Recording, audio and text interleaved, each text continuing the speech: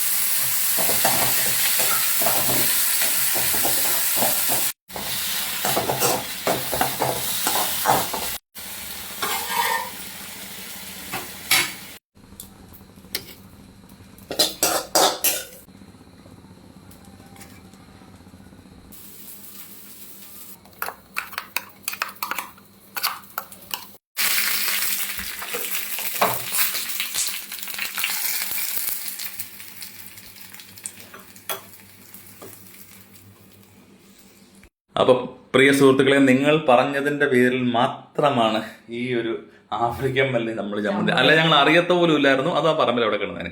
നീ ഇച്ചിരി വാരി കോരി ഇട്ടേ, എന്നിട്ട് അതിൻ്റെ ടേസ്റ്റ് നോക്കി. ഇതുവരെ കഴിച്ചിട്ടില്ല ഞങ്ങൾ. ആദ്യം നീ കഴിക്കും.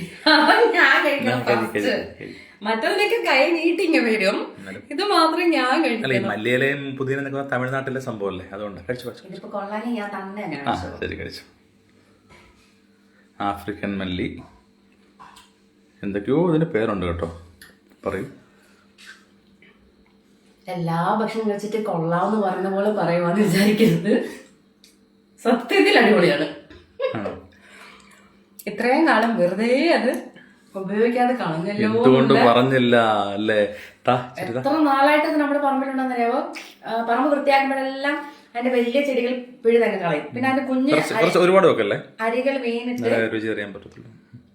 പിന്നെ അത് കിളിക്കും. പേടിയാ, ഒരുപാട് വെക്കല്ലേ.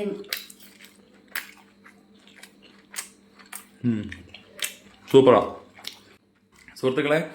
ഇതുവരെ ഈ ആഫ്രിക്കൻ മല്ലി വെച്ച് ചമ്മന്തി അരയ്ക്കുക അല്ല ഭക്ഷണത്തിൽ ഉൾപ്പെടുത്താത്തവർ തീർച്ചയായിട്ടും ചെയ്യണം. ഹൈലി റെക്കമെൻഡഡ് ആണ്. ഞങ്ങൾക്ക് ചമ്മന്തി അരയ്ക്കാമെന്ന് പറഞ്ഞ എല്ലാ സുഹൃത്തുക്കളിലും നന്ദി, ഒരുപാട് നന്ദി. ചെയ്യാത്തവർ ചെയ്യാം കേട്ടോ. നമ്മള് കുഞ്ഞു കൈ കൊണ്ട് അത് എന്തായാലും ഞാൻ നട്ടുപിടിപ്പിക്കും. അപ്പൊ എല്ലാവർക്കും ഒരുപാട് നന്ദി സുഹൃത്തുക്കളെ. Thank you so much.